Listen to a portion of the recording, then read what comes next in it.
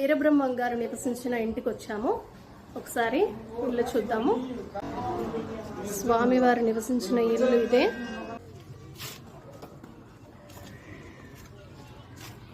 ఇది రచ్చబండ. మనం ఇప్పుడు రచ్చబండ దగ్గర ఉన్నాము.